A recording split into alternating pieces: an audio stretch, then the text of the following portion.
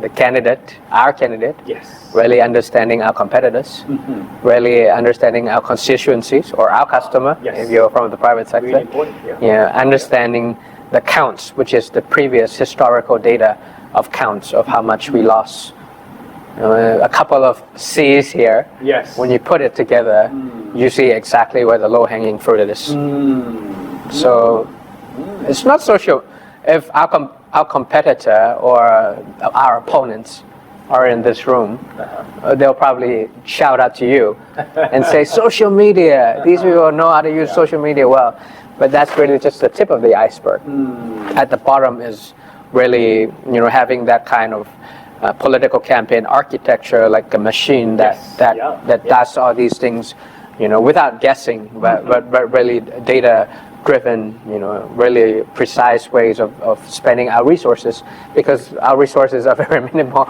As you probably say, we take no money from large corporations. We say zero corruption. So we want to make sure we do this, so that once we get into power, I don't have to answer phone calls to big CEOs, or I don't have to design my policies to pay back to them because I owe them.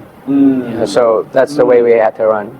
That's probably No strings attached. no strings attached. So the first reason is that, The second is the Thai people themselves.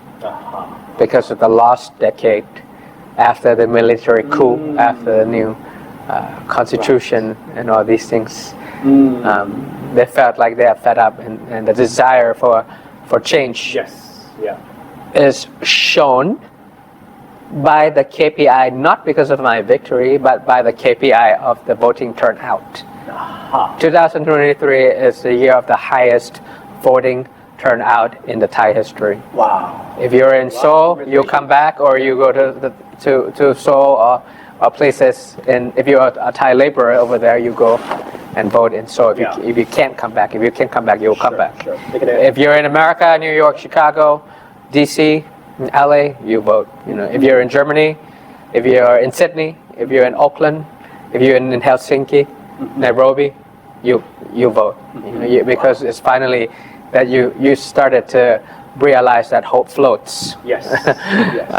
So that's number two, I think, the reason why we won.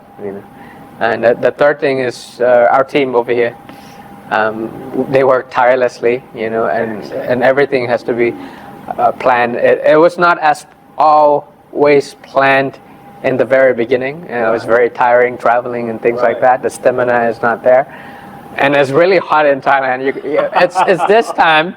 It's this time last year. So you would imagine if you're wearing like your party jacket, not just a suit, a party jacket, and walk around the entire day. Wow. You would either faint or you catch COVID or something like this and things like that. But we fought through. It's our sisu. Wow. It's our sisu that we had, that we thought. And I'll end this part of your question with this. My popularity started at 3%. Wow. So 3%. It's not bad and roses for a designated survivor like me. I'm a single father prime minister or candidate that win elections. You don't see that much in a sentence, do you? But we really had to dig deep in our souls, all of us.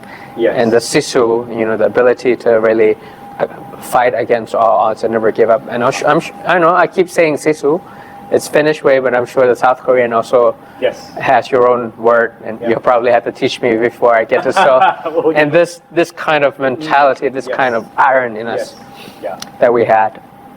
And even if it's 1 year later, and from election winner to parliamentarian at risk, who might be out of my mandate soon, was suspended before. When I was in Korea last time, I was suspended because of an ousted media share.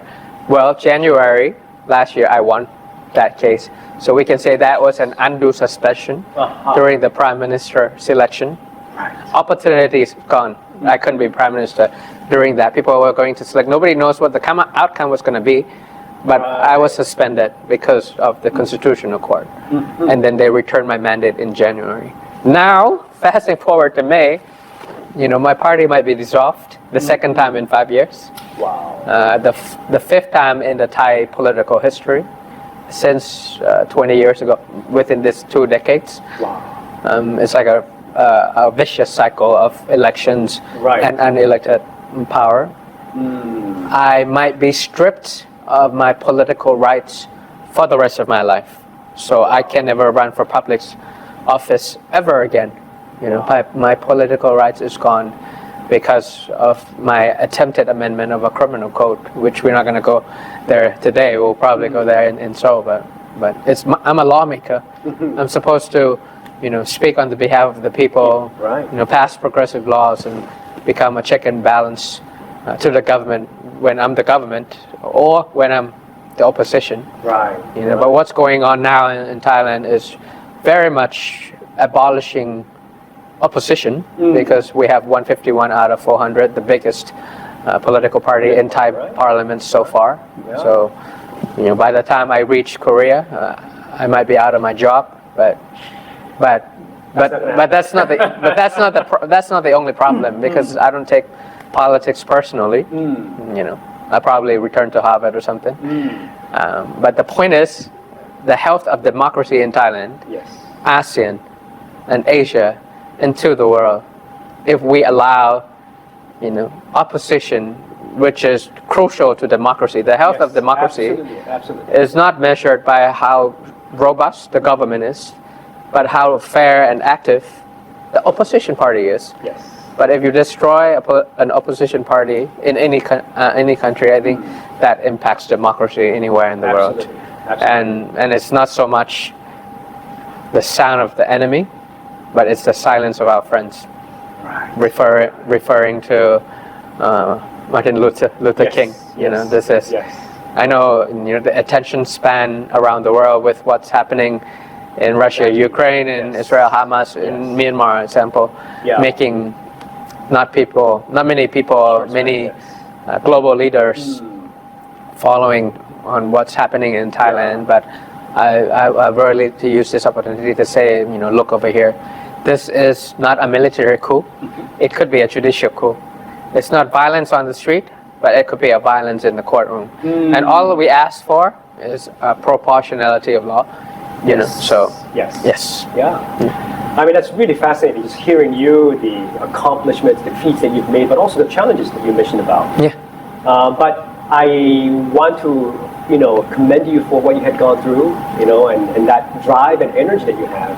And certainly, I think, as a young political leader, I think there's a lot of leaders out there that really can emulate and learn from you. And that's what we hope to see you share about, you know, during the conference in Seoul. Now, speaking about, you know, Korea and Thailand. Yes. You know, as Koreans, we have a immense gratitude for sending the military to in the aid of Korea in the Korean War. And we have such a long-standing friendship. Yes, we're friends and always will be. We're, Yes. you know, great friends. Yes.